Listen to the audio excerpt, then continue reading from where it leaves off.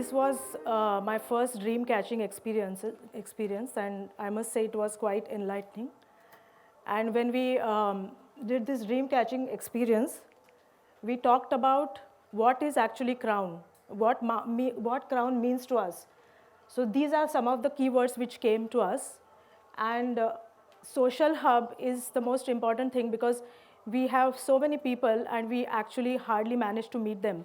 So crown is not just a road or street, but it's a social hub and which connects all of us. Human experience is the key element of crown. We all can relate to these pictures.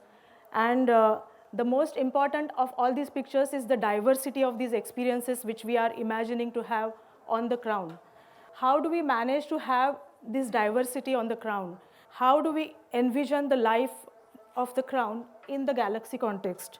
The unique thing about the galaxy concept is that the crown kind of sits in a place where it connects. This is the only element of the galaxy which connects all the zones. And it already provides that opportunity to have the varied experiences because it not only passes through the zones, but it also passes through 4 parks. So already galaxy context gives the opportunity to provide for all these varied experiences. And when you see the crown, somehow when we actually kind of try to displace it or shift it, probably there will be no galaxy because it is kind of this is the only unifying element in the entire plan. And when we see Roger Ange's sketches, thanks to all the translations by Marie, that Roger talks about this is not a barrier, but it's actually a transition space from the city to the inner city. And when you see the inner city, it is having like a park-like quality, and the density shifts, and it has all free-form or isolated buildings. So it is the crown is actually providing the passage to the inner city, and that's why compactness, porous, and harmony in building language, which he's talking about, becomes very important. And what we see is crown buildings are all visually connected to the center of this park, which is Matru Mandir. We talked about connection to the center, connections, continuity. So all these aspects are reflected in this sketch. And probably when we walk on the crown buildings, we could see Matru Mandir because there is hardly 300 to 400 meters distance from the lake to the crown buildings. So this is the section which is through the crown buildings, which is given by ATDC. And it has 2 components. One is right of way and one is crown buildings. So what actually the crown corridors is not just the right of way, but it also has buildings which are 20 to 35 meters in deep, and they can actually go deeper in the park if the architect allows for it. So what is right of way? So right of way is not just, right of way can be anything. So right of way is not just a street, but it can have these varied experiences. So it can have lanes, it can have different surface textures, it can have shared space. So it becomes like an outdoor room. It's not just a place where people are actually going and commuting. So the uniqueness, again, when you try to observe this section, the buildings are kind of facing their back to the crown, and they are actually looking onto the inner street, on the inner pedestrian path. And you see that there is a lot of life happening inside these crown buildings. And again, in this particular section, the buildings are stilted. So you see the porosity, the green is flowing, people can walk through. So this is the connection between the outer crown street and the inner street. So the porosity is actually quite important, and the buildings are connected. So these are the 3 different elements which I saw in this section. So how actually this can look like, if we try to visualize that, I mean, this is just an example, it can be anything, but this could be the scale of the crown street and the bicycle lane, and the pedestrian street can look something like that. The scale of the pedestrian street and the crown street is different. So this is another example. So the pedestrian street can have all the life with market spaces, and the crown buildings and the bicycle lane still continues. So the crown street being the scale as this, it can open up or narrow down. So this is actually the sketch of the Ahmedabad poles. And if you walk through old cities in Indian towns, there is very much this kind of character where the lane opens up. And it looks like organic, but that organic is actually, I mean, what we need to do is that plan that organic. So what is happening in this strait is because of the scale, the buildings are already providing the shade, and it is actually making you walk and pass through. And this is the scale of the Crown Street. So the Crown Street can also have arcades where people can walk through. So the buildings can provide that facility to walk. And this is the porosity element. So this can be, I mean, this is just an example to show that the connection of the inner street and the outer street can be through these porticos. And also the street is interspersed by parks. So this is not like a monotonous street, but it has these elements on the way where you suddenly see green, and it can be like New York High Line where the green is flowing up, or actually the crown is passing through the green. So I referred to the city center proposal by Anupama Kundu, which was done in 2007. And here, if we see the road network hierarchy, most of the city center is actually a zone for pedestrian. So that's why the crown actually becomes an important mobility element. Okay, and the important thing is, again, the circulation, which is actually shown in this red thing, which is actually connecting the entire crown. So even if the buildings are not actually connected, the street actually makes you like a unifying pass through all the buildings. So again, for DDP input, so what is DDP? So I did 2 case studies to be able to do, I mean, to understand what actually DDP requires. We have to imagine how these buildings will fit on the crown and what are these buildings doing on the crown.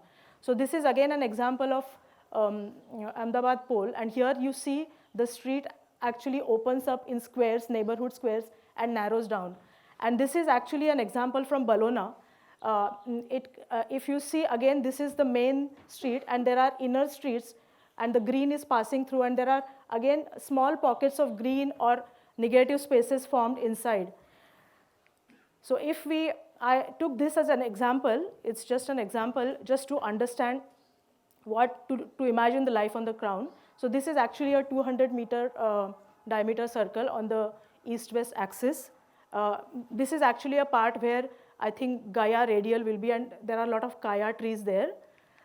So if we, let's say, try to imagine this life on the crown, you already see parts of trees, and the buildings are set back, and the green is forming inside.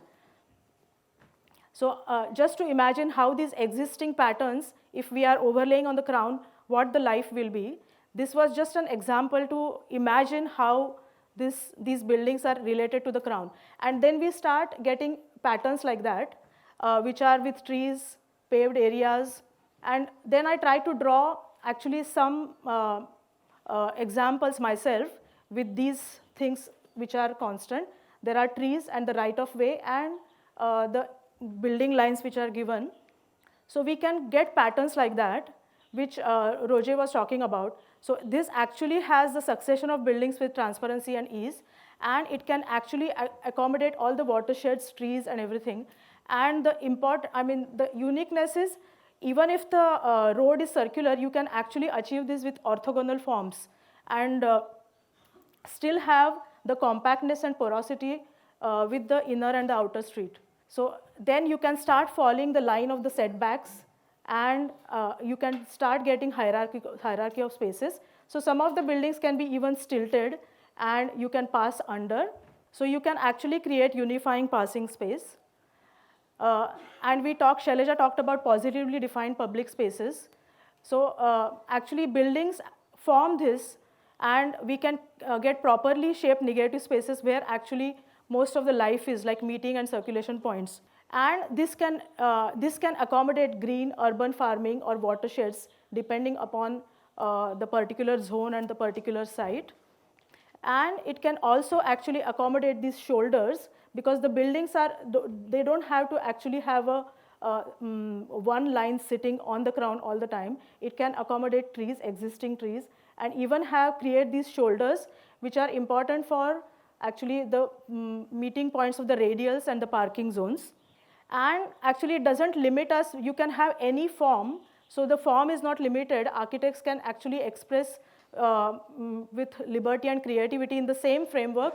A lot of forms are possible to create this language. So if we start kind of listing the elements of the crown buildings, we can have solar panels, which we talked about, which we learned about in the energy.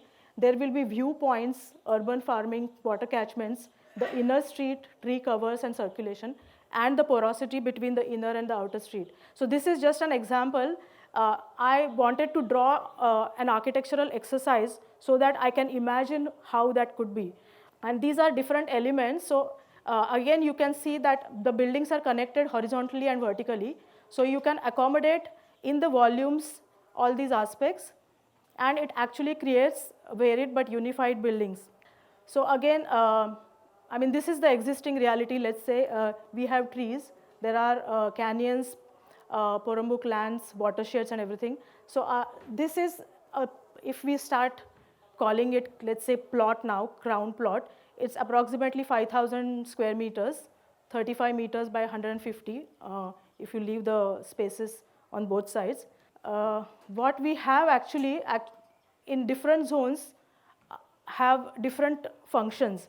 So this language can be interpreted with the building typologies, because the plots can vary. They can become smaller plots depending upon the usage, or become bigger. And we can define the functions in different zones. And this is just an exercise that if we actually try to interpret that language in the entire crown, it actually gives you that possibility to create many things. And these are some of the Christopher Alexander's pattern language, which Henrik shared. And all of these things which we can actually define in this pattern language. So we actually, to define DDP, which can look like planned organic, we have to create an abstract structure.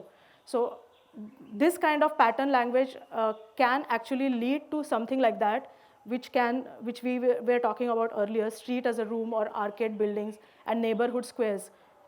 So input for DDP will be, again, clarity in urban design, defining this pattern language. Again, not cold bylaws, but maybe deeper principles allowing liberty. And again, architects are free to express how they interpret that pattern language, incorporating ground reality.